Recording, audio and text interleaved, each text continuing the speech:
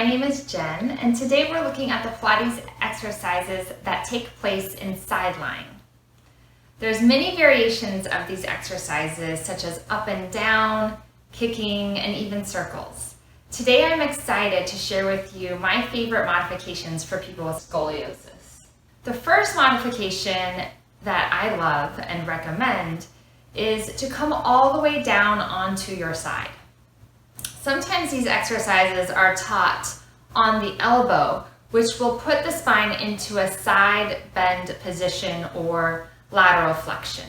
We can easily stay more neutral through our spine and pelvis by coming all the way down to the floor and lying on our side. When we lie down on our side, we need to be very mindful of our head, neck, and shoulders organization. We want to try to stay neutral through our neck so that our head doesn't drop towards the floor or up towards the ceiling.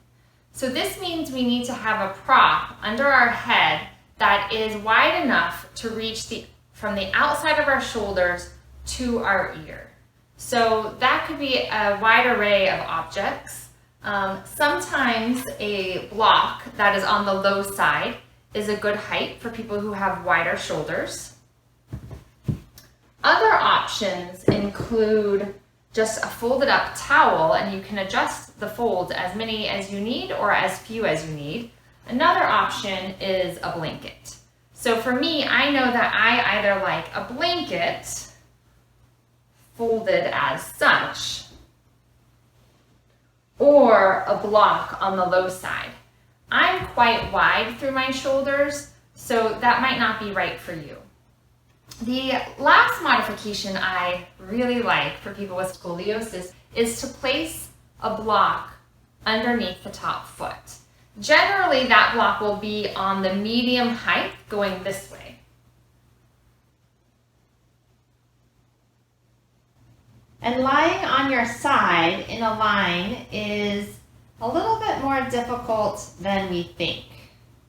So take some time to feel where you are on the mat and really find that alignment. And I want you to notice that if I just relax my side waist down towards the mat, this is my concavity or area of collapse, and it is going into pattern. So I'm going to start by lifting this area of collapse, globally expanding it up towards the ceiling. And then I want to lengthen the whole torso and get just a little taller. If you have the shoulder range of motion, you may want to feel this area in your lumbar or thoraco-lumbar and notice how it's expanding.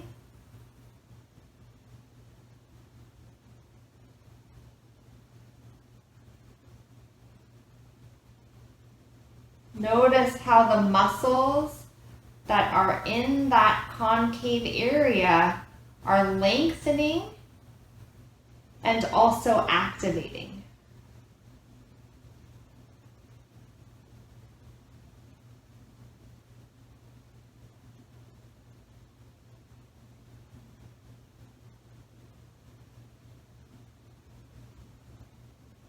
Maybe you take 5 to 10 breaths here.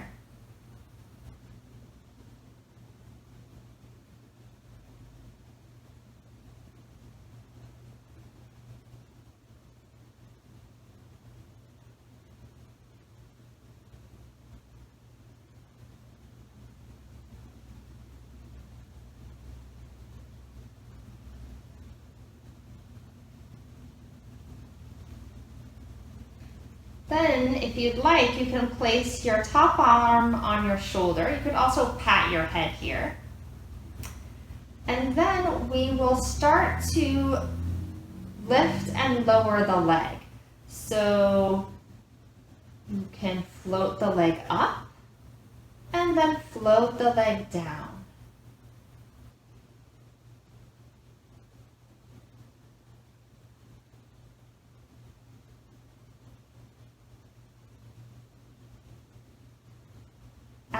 you're doing this movement, this area, the top waist is staying very stable. It's expanding towards the ceiling. It's lengthening and it's moving towards the back space.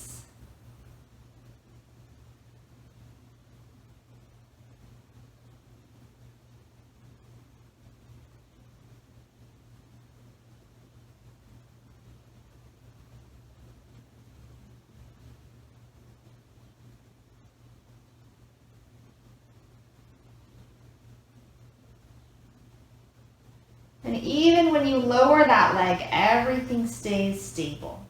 Once you're really confident with the lifting and lowering of the leg, you can also add in kicking. So for kicking, you'll float the leg up to hip height, bring it forward, flex the foot to move it back, and point the foot to move it forward. Flex the foot to move it back, and point the foot to move it forward.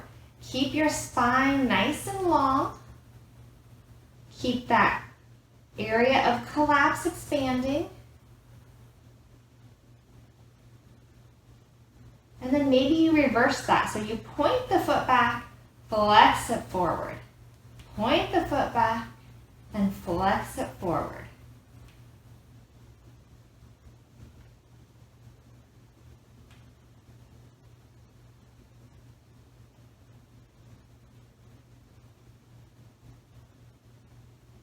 For an extra challenge, after you've become very familiar with the lifting and lowering and kicking, you can add in circles. So you float that top leg up and flex the foot. Imagine that the foot is a paintbrush. You're going to paint lovely polka dots while the spine stays calm, while your areas of collapse remain stable.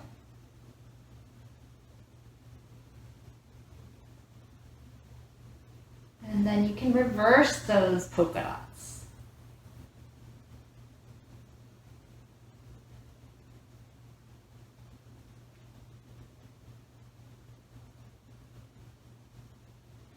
Now on this second side, you'll want to still take just as much time to make sure that you're in good alignment. So the head, the shoulders, the spine, the pelvis, and the foot are all aligned well. And you will also want to make sure that your shoulders are stacked on top of each other. So one's not long or closer to your ear.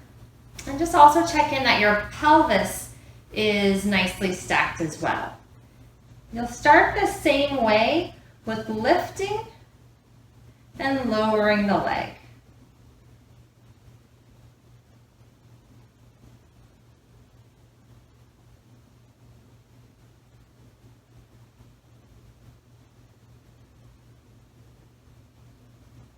This time, your lumbar or thoraco-lumbar area of collapse is opening up towards the floor.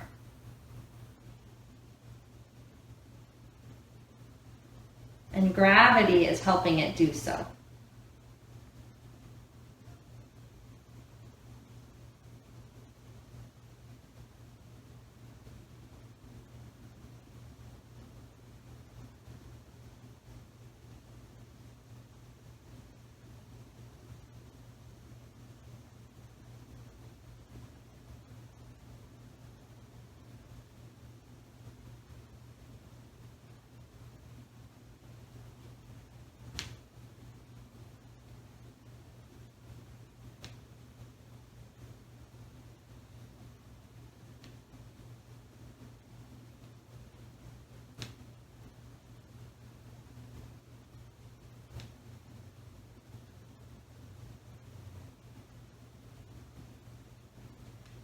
Point to go back and flex to come forward on the second time.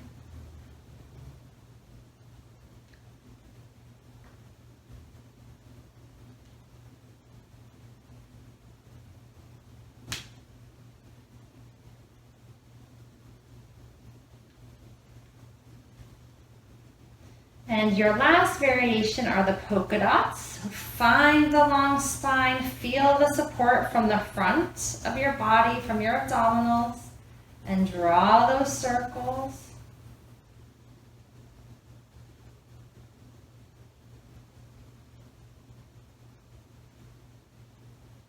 Maybe you draw 5 and then you reverse the 5 circles.